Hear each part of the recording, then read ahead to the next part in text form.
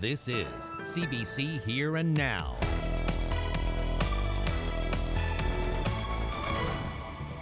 The problem is clearly laid out before us. We are not on a sustainable path. Tonight, the Premier reacts to the Green Report with a promise to raise taxes, cut spending, and transition to a green economy. Well, I take responsibility for what I did while I was finance minister. And we hear from previous finance ministers about how we got to this point. Well, that area of low pressure that I've been talking about for the past couple of days is slowly going to move off. We're also looking at a warm-up on the way next week. The jury is out at the sexual assault trial of an RNC officer. It's the third trial for Douglas Snelgrove, who faced protests after a not guilty verdict the last time. Good evening and welcome to Here and Now. I'm Anthony Germain. And I'm Peter Cowan. We start tonight with the Premier's plan for change. Since the report from the Premier's Economic Advisory Team came out, the big question has been what ideas will be implemented and what ideas will be tossed aside. Well, now we have a little better idea of where the Premier stands. In a video released just moments ago, Andrew Furey says this province has reached a breaking point. The current path isn't sustainable. So what will he do? Here's what's on the table. I know you, the people of the province, are intelligent and know that we need to act quickly. These urgent actions include things like raising taxes on those who can afford it, eliminating bonuses and reviewing salaries to protect jobs, evaluating the future of Nowcor and our future positions in oil equity, investing in technology, innovation, and the green economy, amalgamating health authorities, creating a new deal with Memorial University, and examining the purpose of school districts that continue to keep empty schools open. This is bigger than any political party, period. The decisions will be collectively ours as to where we go from here, but they must be informed decisions because we know they will be hard ones. Now, if those ideas sound familiar, they are directly out of the Green Report. A lot of the questions will be how exactly he'll implement those. Which taxes will go up? Whose bonuses will be eliminated? How many health authorities will be amalgamated? All questions that will have to wait until tomorrow when the Premier is expected to take questions from reporters. Groups like unions have already panned the report and the recommendations, but the Premier is calling for them and everyone to work together. The easy path, perhaps the most popular path, is to fight amongst ourselves, to use this report as a mechanism of division, to ignore the facts, pretend there is no problem, and to further entrench the status quo. I am confident you want us as leaders to embrace the facts, face them head on, and to change the future. Because division has never made us stronger. We need to be united in this fight, in new ways, to create a voice that will answer the call. For a Premier who largely campaigned on maintaining the status quo, there was no talk of raising taxes or making big cuts in his platform just released a few months ago. Will he be able to push through the change even with opposition? He insists he won't delay the hard choices just for political gain. I know you are ready, and so am I. I will not yield to the challenges ahead, and I'm confident you won't either. We can and will take back the navigation of our destiny. I will not hand that to somebody else. All it takes is unity to realize it, courage to enact it, and the motivation to start it today. So those are just some of the things that Andrew Furey had to say, and as I mentioned, it will be tomorrow before reporters will be able to press him on some more specifics. Well, I'm surprised and disappointed that this would be the modem that he would use to address the people in Newfoundland and Labrador when we're in these challenging times. It's somewhat surprising that he's picked specific things without any discussion around consultation about the transparency and openness and the impact that some of these potential changes to people's lifestyle would have on our province. So it's borderline baffling that he wouldn't give the opportunity for the people in Newfoundland and Labrador through the media to get clarification on what he's proposing and to get some other better understanding as to how we would approach challenging the situations that are in this report. Right now, we all agree we need to do something. Right now, we all agree there needs to be a bit more consultation to find out what's the best path forward.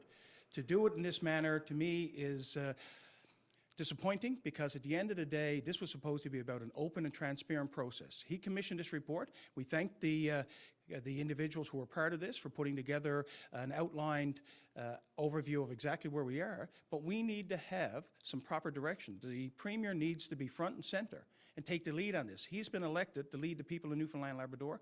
To do that, he's got to live up to the promises he made. The promises he made were about openness, transparency, consultation, and finding a direction forward.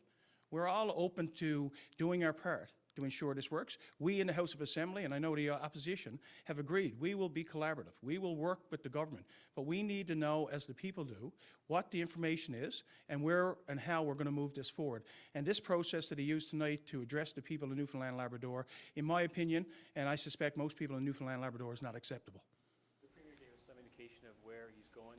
And that is David Brazel there. He is the PC leader responding live to that video, talking a lot there about the manner in which Fury made the statement rather than the content of those statements. Let's continue to listen live. Was around, let's really analyze to see if they are indeed the best interest of the people of Newfoundland and if they're the best path forward. They may very well be, and we understand the recommendations, but the process was supposed to be have some dialogue, so you make the decisions based on what would be the best interest of the people in Newfoundland and Labrador. And the best interest is getting us on stable financial ground. To do that, you got to analyze what the recommendations mean. If you're going to save $10 and it's going to cost you $100, that's not a good economy of scale. It's not a good investment. So again, I'm disappointed. And it's a bit disheartening that he wouldn't at least take a process here to explain how he's going to engage people before these decisions are made. This was a decision based on recommendations that were made by people who may not know all the information or may not have the best ability to decide where things should move. And there's a lot of people out there with expertise who could have had input. Every citizen in this province has a right to have input in what they think was going to be the major impact in their lives for the next generation or more. They are promising consultations. Do you think there'll be real consultations where they listen to people and those consultations change what they do? Well, if you go with the indication of what we just saw, and I only saw a small part of what he presented, it's almost like he's made up his mind. There's certain things that are going to happen now regardless of what people say, and that's not what he anticipated or what he promised to people. It's not what we understood a week ago from Moya Green, and it's not what she actually encourages when she says it in her report about openness and transparency and consultation. So I'm hoping he lives up to his word and that we start immediately the proper consultation around what are the best moves and steps forward to ensure that we have a stable society in Newfoundland and Labrador, and that there's minimum impact on people while at the same time getting the best outcomes from a financial situation. And that is David Brazel, the PC leader, speaking there with reporters live in front of the House of Assembly. While earlier today, he wasn't the only one critical of the way the Liberals decided to release this video message. And the more than 300-page report was released publicly last week. In it, Moya Green called on the government to be more transparent. One critic says both Green and now the government are failing to do that. One of the most interesting, ironic outcomes of the Green report is that Ms. Green actually recommended that the government be more transparent and more accountable and more genuine about its deliberation and its dialogue with the public. That's ironic in the sense that that's not really how the Green report operated, but it also seems to be a criticism of the way the government's operating itself right now. I really think the government wants to start thinking a lot more about the need to talk to people, even if they're potential critics. You know, you decide to be a premier, you're signing on to take some criticism, and so I think the government needs to embrace the idea that they need to talk in genuine kind of two-way conversations, and that includes being available to answer questions from the media.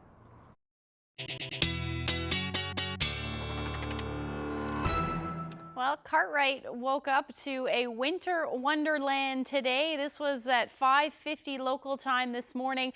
Those temperatures climbed this afternoon, though, up to 2-3 degrees. Currently reporting rain, so that looks very different. All that snow is gone now, and that snowfall warning has since ended as well. So that area of low pressure still sitting there, thanks to the blocking pattern that we've been in the last week or last couple of days. Still have that onshore flow to the north, and then we've got some cloud cover. Stayed mainly cloudy for the majority of the island today. Along the south coast, though, saw a beautiful afternoon and a beautiful start to the day as well. As we look through to tomorrow morning, temperatures will be fairly chilly, mainly cloudy.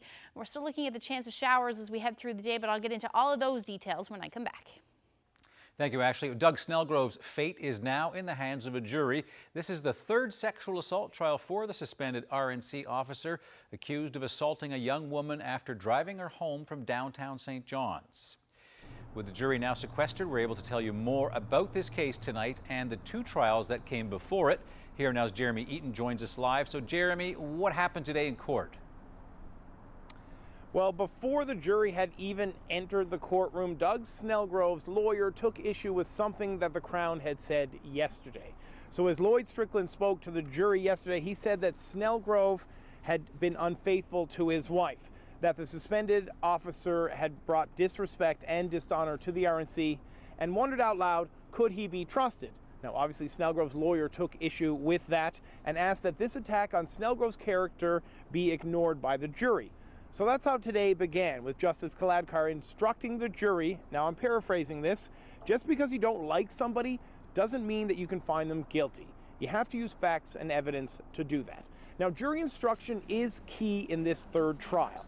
During the first court case, a jury found Snelgrove not guilty. That sparked massive protests. An appeal found that the judge had not properly explained consent law to the jury. Today, the judge was very thorough, careful to make sure that everything was above board.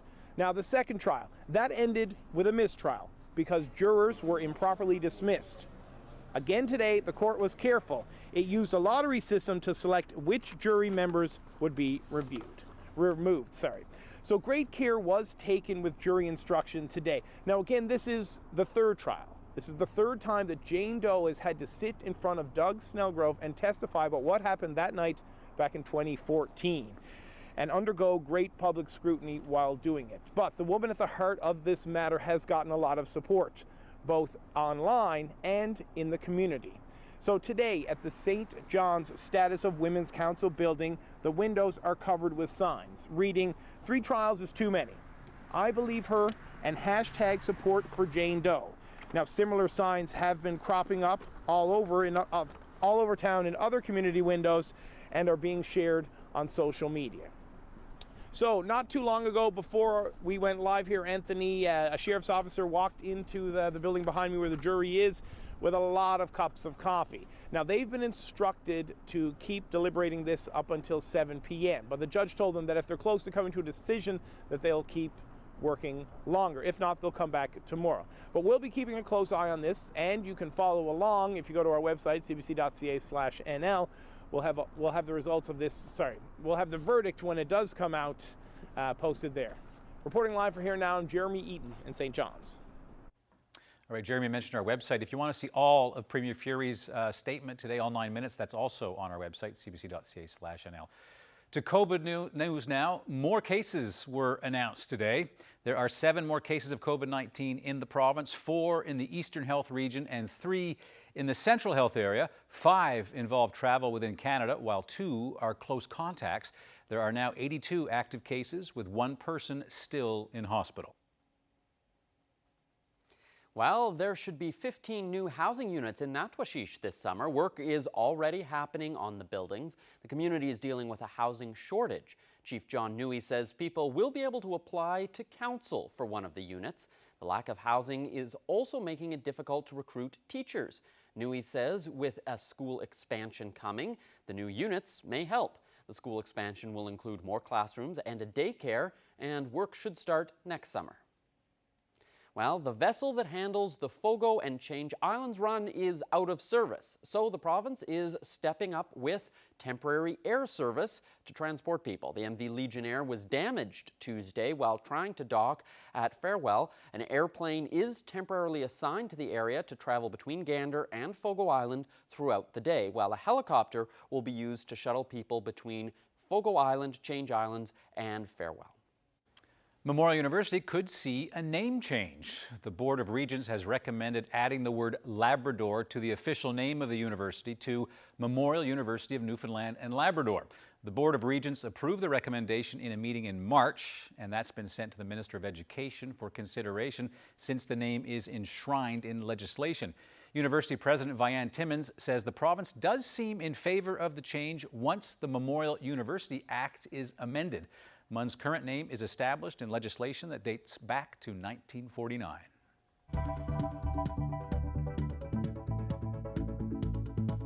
Oh, what a beautiful evening out there. Finally starting to see some sunshine this evening.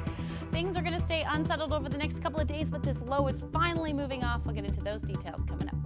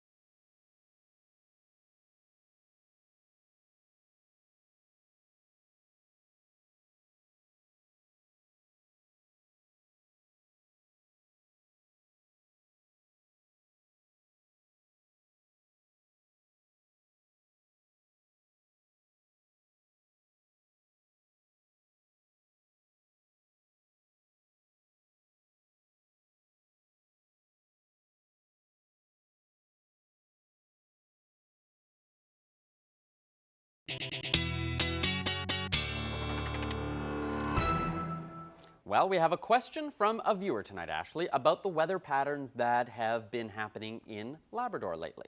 Yeah, so what's been happening is in the past this is what he sent in. In the past, we've heard of a Greenland high, which seems to dominate and not allow the weather patterns to normally move from west to east. So in this case, right now, is that what we're experiencing or something different?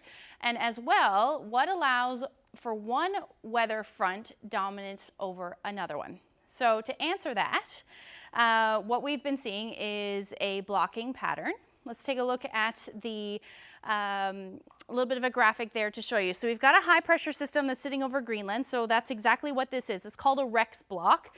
And we've got an area of low pressure to the south of that. What happens is you've got the wind going clockwise around a ridge of high pressure and counterclockwise for a low pressure. So it always goes from high to low. So that's why we're seeing that onshore flow in parts of Labrador, and that low staying there because of that ridge of high pressure. It can't go anywhere. So it has been doing that for the last couple of days. But what's happening over the next couple of days is that low is finally going to creep further east, and that ridge of high pressure is actually going to sink south. So over the next couple of days, the weather is going to significantly improve as we head towards next week. Right now, though, temperatures today, we're sitting anywhere from 1 to 4 degrees for most of coastal Labrador. 10 degrees in Lab City today, much higher than was anticipated for your afternoon highs in Labrador.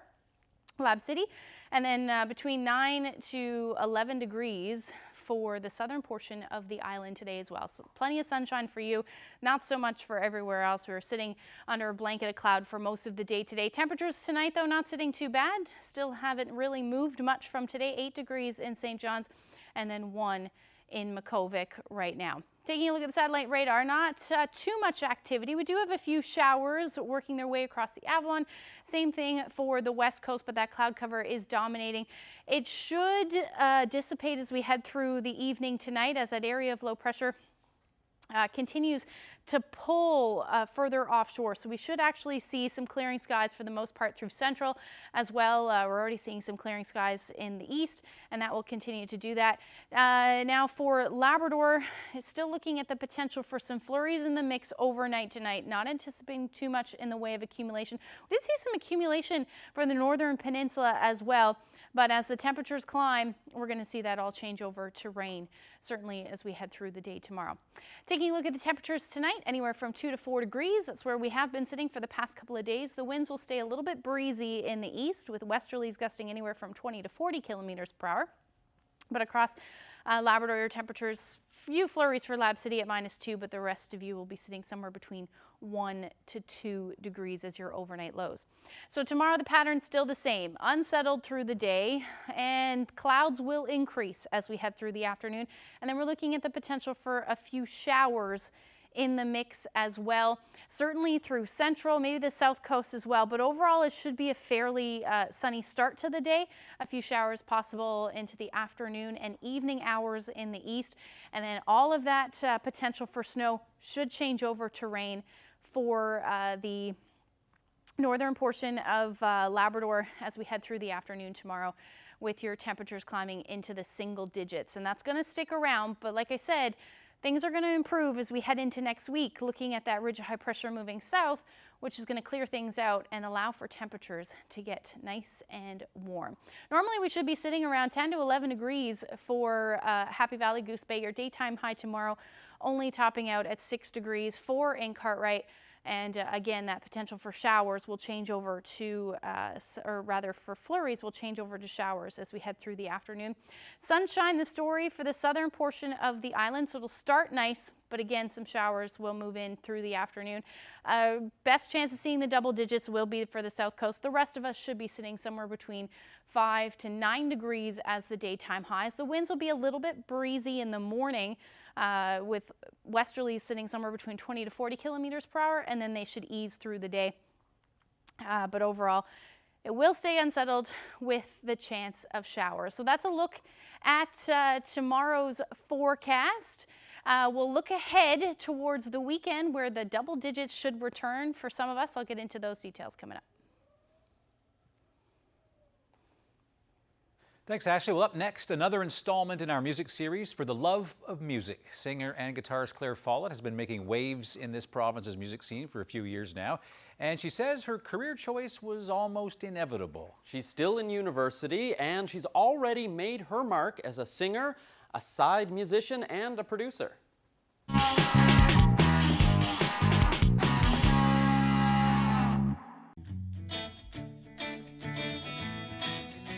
I come from a really musical family, so like from the second I was born, it was like, we're gonna put Claire in music lessons, and you know, so I started on violin, and then I did piano, and but I didn't really take to anything until guitar. When I got a guitar, I started writing music, and then I, you know, just to kind of deal with my teenage angst at like, well, I wasn't even a teenager, I was like 12. But, you know, and I found it was a really nice outlet, you know, it just kind of kept developing from there, and here I am.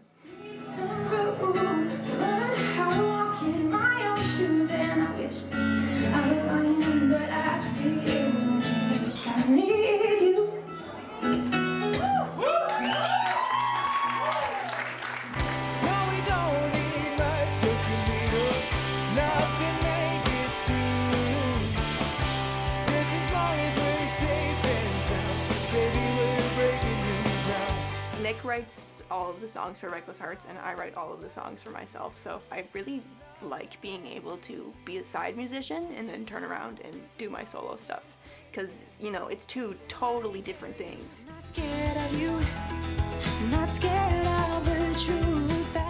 It's been very cool to work with people who are supportive of me doing both things. Pre-pandemic, Nick Earl and the Reckless Hearts was gonna go on a big tour. We had so many plans for the summer. We had just released a record, and we were really excited for it. And then, like, even the release show got canceled. So, you know, we didn't really get a chance to do anything, but in terms of this album, I don't know if I would have released this album if it weren't for the pandemic. Let this sink in deeper than your scars.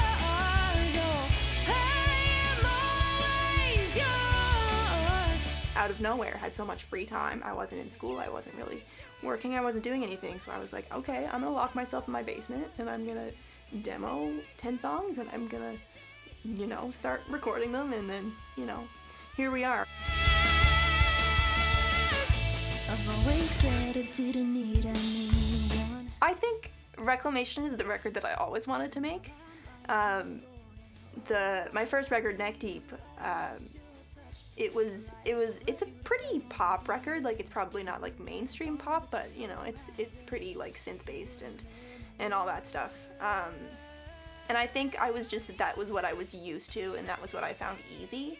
But Reclamation, you know, I had some growth in my life. I went through my kind of, you know, pivotal teenage years, and I grew a lot, and I was, you know, I had more rage, and I was ready for a rock album that I always wanted. And, you know, to be honest, I'm probably just gonna keep becoming more rock over time.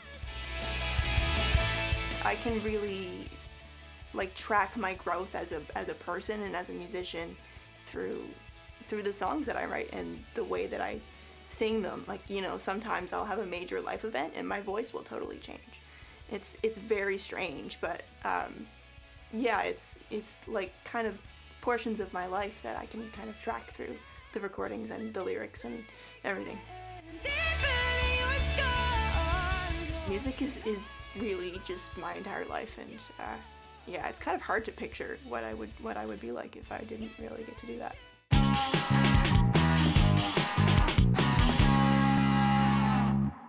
Great to see Claire mature so successfully. Our thanks to video producer Mark Cumby for putting together that profile. Stay with us. Here's what's coming up next.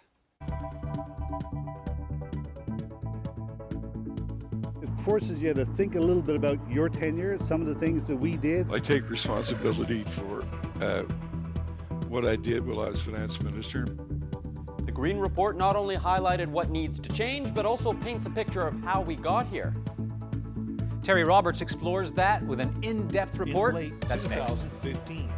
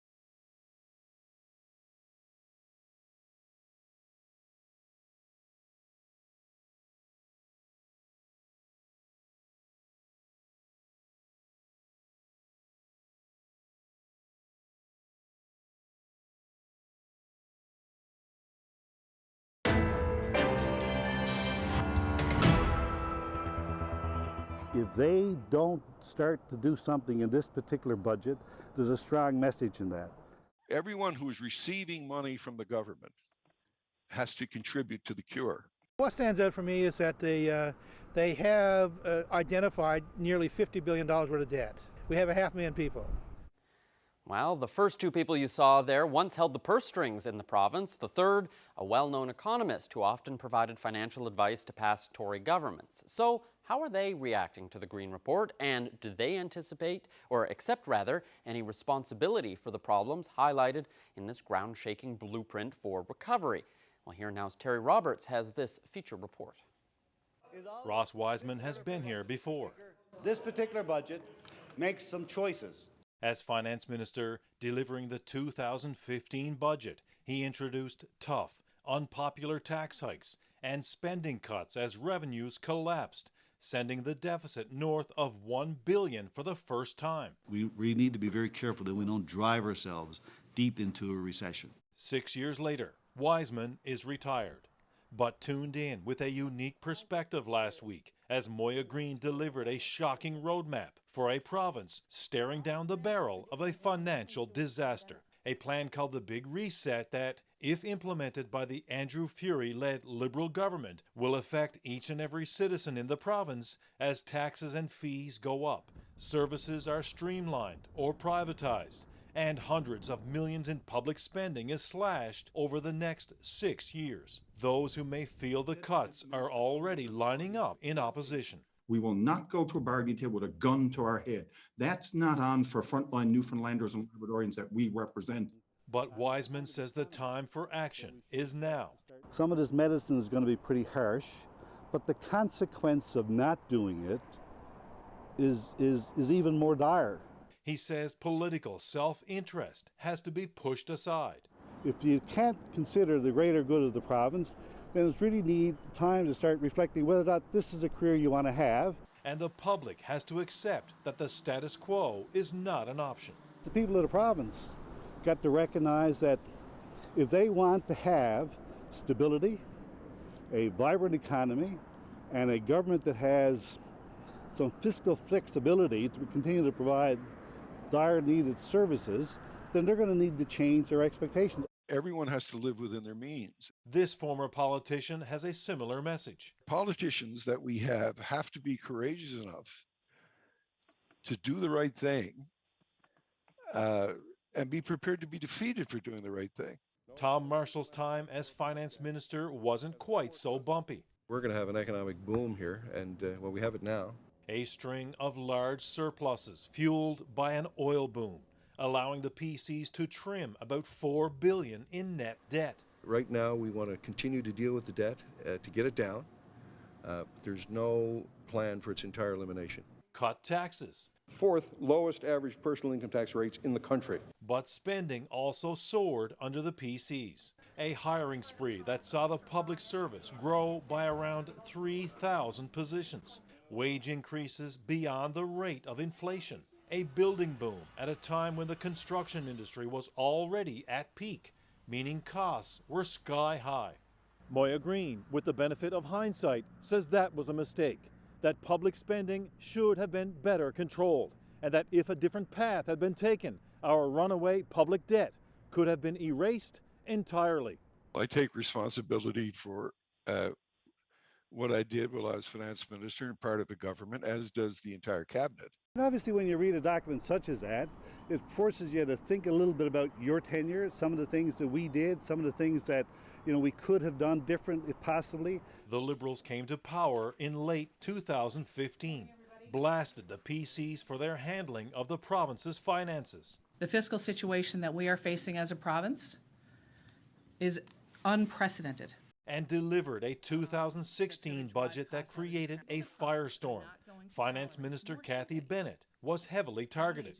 I was body shamed. My life was threatened. And eventually quit politics. The pattern of deficit spending continued, and the province has added $12.6 billion in net debt over just the last 7 years, with annual cash shortfalls of about 25%. That's a big deal. And so that can't go on. It's not acceptable. It's not sustainable. This economist says he tried to encourage tighter spending when the Tories were in power.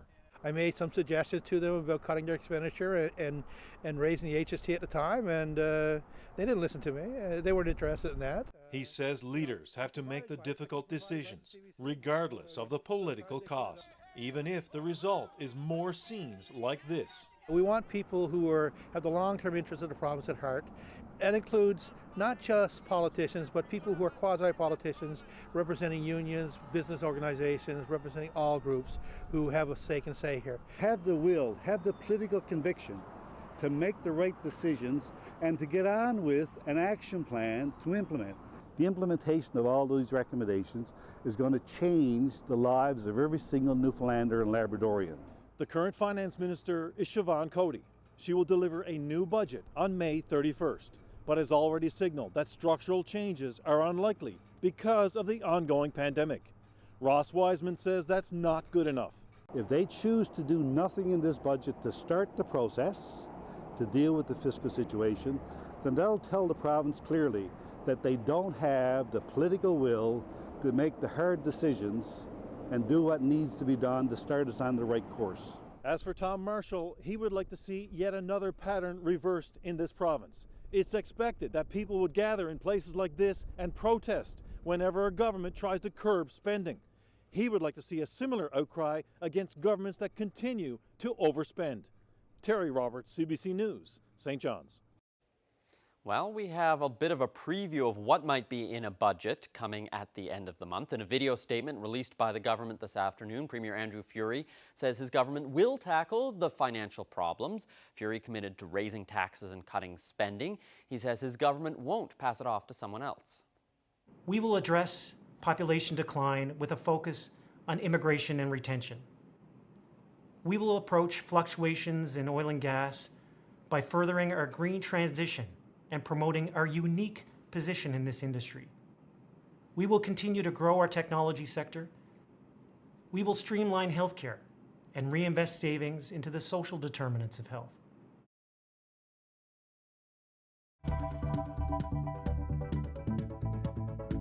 You know, do we need more, luxury condos in the city?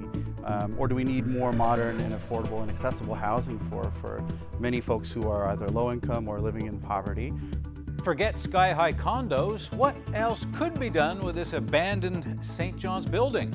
That's ahead.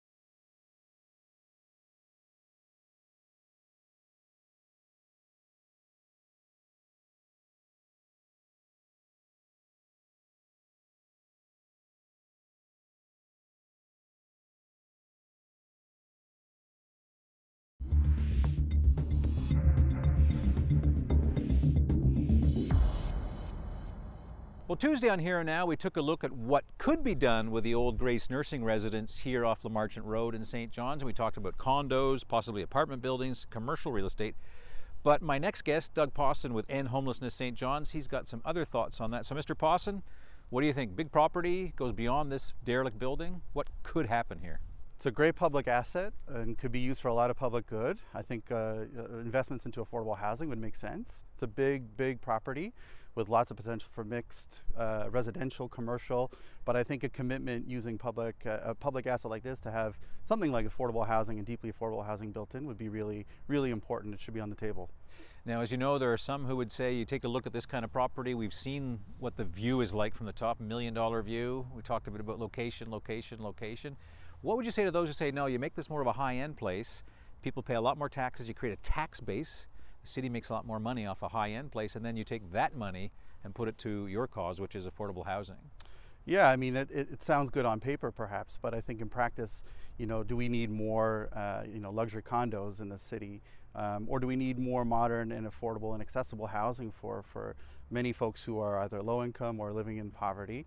And there's a great opportunity to use public land to create a space for both mixed types of development. And I think that's something that will help both the tax base, but also, the social and economic development of the neighborhood. Because one thing when you're standing, so close to this derelict building, you forget that there's a lot of property around it, right? This is a big lot. I mean, there's all these grassy areas and a gravelly area behind us that you can't see. So how would you see mixed development? I mean, would you have some affordable housing plus condos or apartments? Is that doable? I think on a property this big, I think there's a lot of opportunities to have mixed commercial, mixed residential use, and really create and modernize a neighborhood that would bring with it a more accessibility. That's the real big challenge for a lot of folks who are looking for affordable housing is accessible housing. So there's an opportunity from that lens. Well, not compromising the opportunity for mixed income neighborhoods that really do provide revitalizations for neighborhoods. So taking a look at in stock of all the land and availability of usage here, it would be pretty narrow, I think, to just focus in on one type of development over another. Last question for you, Mr. Pawson. What do you make of the fact that this thing is still standing here?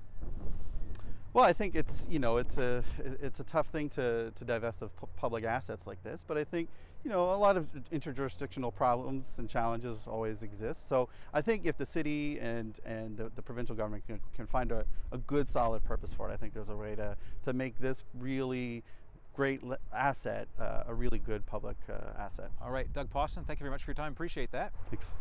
All right, now there was a city councillor, Doug Pawson, talking about provincial municipal cooperation. There was a city councillor in this very district who tried to get some cooperation from the province. As Jonathan Galgay, he's not in St. John's, now he's in the big land in Happy Valley Goose Bay. So I'm going to head back to the Here and Now studio. But first, Jonathan, tell me about what you tried to achieve with the government. Sure, it all began in 2013 and then again in 2016. I wrote letters to both administrations seeking a plan for the property. It was in rough shape. I was successful at one particular point in getting a fence put around an area where some people had been set up and actually had been living on the property in tents. So I asked government to come up with a plan. Let's see a plan for the neighborhood. And in 2013 was unsuccessful. 2016, it seemed to be very positive, the minister of the day. And most recently in your news article, the same information that was relayed by government is exactly the same information that was relayed in 2016. And to date, nothing has really occurred on that property. Now, I know that when you were the ward councillor for the area, that you really made some efforts here, and you know what an eyesore it is. What do you make of the fact that it's still standing and that nothing has been done? Well, it's disheartening, actually. In fact, government, from my perspective, has a moral and an environmental responsibility, not only for the city, but in particular to the residents who live in that area. And they've lived with it for a long time. And municipalities across Newfoundland and Labrador are faced with many of these challenges. So what I would encourage is to come up with a plan, meet with the neighborhood. Let's see what the plan is. Put it on paper so people can actually see it. It's been going on far too long. It's interesting as well, Jonathan, some people commenting that we know that the Waterford is going to be phased out, and that if the Grace Nurses residence is still there after 21 years, does that mean that site and facility near Bowring Park, another desirable location, can we expect that to stay standing for 20 years when it's abandoned? Very interesting. In fact, I would encourage the government to establish legislation that deals with abandoned buildings, and to work with people across the province to ensure that even if a building has to be remain vacant for a period of time, that it's maintained, that you are eliminating any type of risk. There's people who are entering that building on a regular basis. There have been a number of fires that have been started there. So liability is a significant issue as well, but having a piece of legislation may be able to assist moving forward when you are faced with properties such as this. And unfortunately, when the Waterford Hospital closes, I think that that's probably going to remain there for many years to come as well. If we go from the old Waterford Hospital to the Grace and the nurses' residence as a final question, what about the fact that the province is in such a dire fiscal situation? I mean, does it really have the money to sort of start flattening these places and doing the environmental cleanups, which sometimes can cost millions of dollars? It certainly can cost a lot of money, Anthony, but again, it comes back to planning and having a phased approach to dealing with these situations. There is an opportunity here for government to work with private business interests to be able to address the property itself. There is an abundance of land in the area itself, so that even, putting it up for sale, again, doing stakeholder engagement with the neighborhood to determine what could possibly go there, would be a great starting point. But there is a lot of land. It's not just that building. There's a lot of land in the vicinity there, and it's something that really could be handled, or you could approach it immediately, actually. All right, Jonathan Galgay, appreciate your thoughts on that matter. Thank you very much. Thank you. Now, staying with this, on Tuesday, I asked for eyesores in and around where you live in Newfoundland and Labrador, and you can send me some information. Maybe we'll do a story about those spots. Just send me an email at anthony.germain@cbc.ca.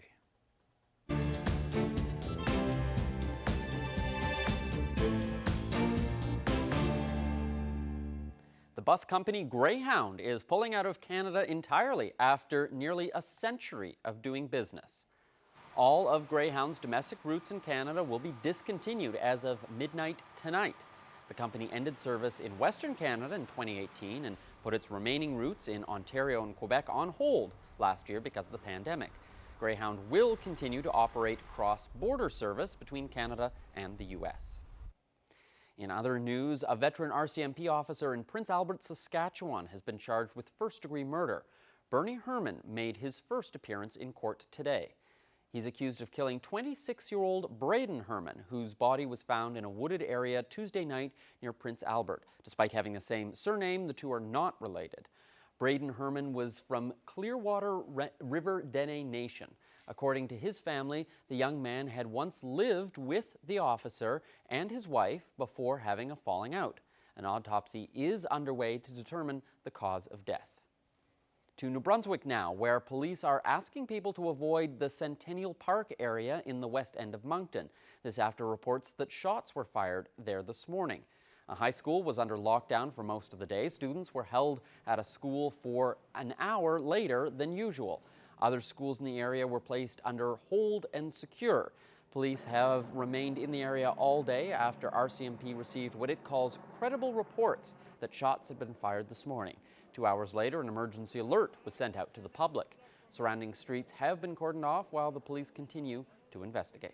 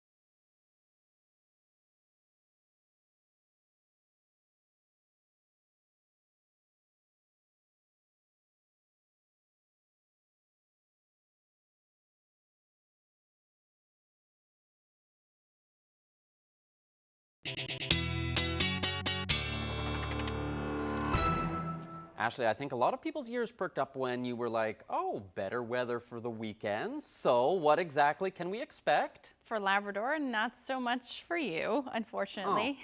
That area of low pressure that moves off is going to change the winds. So let's take a look at the future tracker. As it pulls off, it changes the winds to a more northerly component, which means we're going to see that onshore flow, and the chance of showers generally continue through the day on Saturday for most of the island. You can see that ridge of high pressure there, though, up to the north. That's going to slide further south, improving the weather for coastal areas of Labrador as we head through the day on Sunday, certainly into the afternoon. It does look like things will stay generally cloudy, but there's that wind shift I was talking about. So more northerly component wind for the island. So temperatures will cool down a little bit as we head through the afternoon, but that ridge of high pressure will move with it into Sunday. And although it still looks a little bit unsettled, we'll still see some showers and certainly some cloud cover. The winds won't be an issue as we head through the weekend. So taking a look at the temperatures for Saturday, looking at single digits for most of us across the island. Again, the south coast will likely see those double digits for the Burin Peninsula anyway, 10 degrees for Marystown. Otherwise, we're looking at 6 to 9 for the rest of the island. 8 degrees for Lab City, some sunshine peeking out as well. Last day of seeing the potential for some flurries for Cartwright, at least in the morning. Again, that will change over, at least coastal areas, that will change over to showers into the afternoon. By Sunday, things will start to clear out quite nicely. Maybe a few cloudy periods in play for Labrador, but overall, your temperatures will climb back up to 8 or 9 degrees. And then for coastal areas into the mid-single digits. Again, I'm keeping things cloudy, but the precipitation should end at this point. And then for the island, another double-digit day for the south coast. West coast looks like you'll get back up into those temperatures as well. You've been well below seasonal for the last couple of days. And then we're looking at about 4 to 6 degrees through central and eastern areas of the island. Now we're going to hang on to these single-digit temperatures through Monday, but by Tuesday it looks like that's when we'll return to those double digits and some sunshine. 11 degrees will be the afternoon high. For central Newfoundland, keeping those double digits in there for Monday and Tuesday. Some of the models flirting with mid-teens, but I'm keeping it between 12 to 14 at this point. And then for the western portion of the island as well, 14, 15 degrees as we start next week. For eastern Labrador, look at your temperatures there as well, bumping back up to where you should be sitting. You should be sitting around 11 degrees for this time of year, 15 by Tuesday with some sunshine, but I'm keeping temperatures a little bit cooler in the west Monday. You're still looking at 12 degrees, but by Tuesday, dropping down to 7. Wanted to share this photo of Burgeo. Beautiful morning there. Karen shared that one with me on Twitter. Thank you for that. If you have any weather photos, send them to nlphotos@cbc.ca. Beautiful blue skies. Yeah. Wonderful. It's been gorgeous there. Hope things are good in school there. Faithful fan and a teacher. Yeah. Beautiful Burgeo. So before we leave you tonight, a little bit of update on the Snelgrove trial. We just got the latest that the jury is now sequestered for the evening. That means they've broken, so we're not going to get a verdict tonight. They're going to head to their hotel and pick it up in the morning. But Jeremy Eaton got that little update for us, and he's going to stay on that story as we head into Friday and maybe the weekend. We'll have to see. All right, stay tuned for tomorrow, and also there'll be lots of reaction to the political news of this evening. Yep, we're expecting the Premier, Andrew Furey, is going to speak to reporters, so a chance to press him for a few specifics after the video message tonight. So lots more news to talk about tomorrow. Busy Friday. Yeah, we'll see you then. Have a good night. Good night.